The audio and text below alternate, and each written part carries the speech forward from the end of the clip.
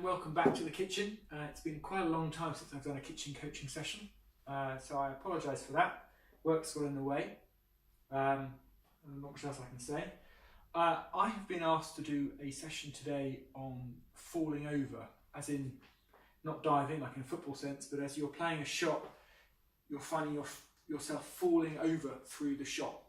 And this is quite a common problem that a lot of people have, and it comes from 3, maybe 4 different things, and I'll talk about all of them a little bit in turn.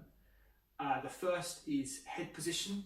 Obviously your head is your heaviest part of your body, and it is your head that guides where your feet go and how you play the shot. That's the first thing. The second thing is your front foot position. I've seen a lot of people recently splaying their front foot and opening so it's 2 pointed, which means that the knock-on effect there is the third point, which is your hips lose shape and it's difficult to keep your shape through the shot. So hips is number 3, and 4 is just trying to hit the ball too hard, which is not necessarily a bad thing, but it can happen.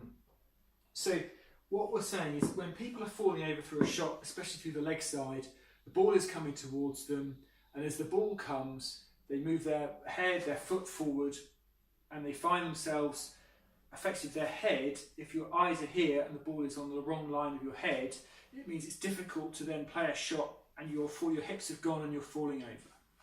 So the simple remedy really is to ensure that your head goes early, and this is hard, right? It's not something that you'll be able to sort of sort out in 2 seconds. It's going to take a little bit of grooving, but it gets your head to move across a bit further than you expect, and then your front foot will then move across so that you're able to play the shot. And the third point here is let the ball hit the bat.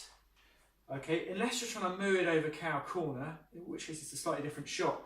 The key is to try and keep your bat straight and punch it and let the ball hit your bat. Don't force it with the bottom hand, because again the hips go and your head go, and as you can see I've lost my head position. Alright, that's the key, head position, which controls basically everything. The other part of this also is your front foot, especially if you're playing offside shots.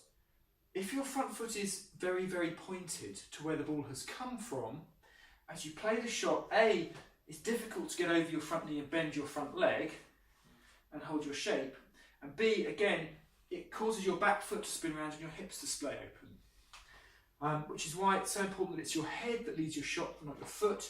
When your head leads, your front foot tends to point more where the ball's going to end up going rather than where it's come from, and that allows you to play your shot nicely. And again, keeps your head over your front knee. Same over here, head over your front knee and play the shot. As for how hard to hit the ball, I said before, don't try and hit the ball, okay? With the lovely bats that you can get these days, you just have to let the ball hit the bat and get value from your shot that way. And as you get more used to playing the shot, as you get more practice, you'll be able to time the ball better and pick the gaps better. But aim, but yeah, right, stop there a little bit. One final point is that you just need to try and punch the ball and try and punch it quite straight. And don't worry where the ball comes off your bat. If the ball is coming from a right arm over, it's probably going angle this way.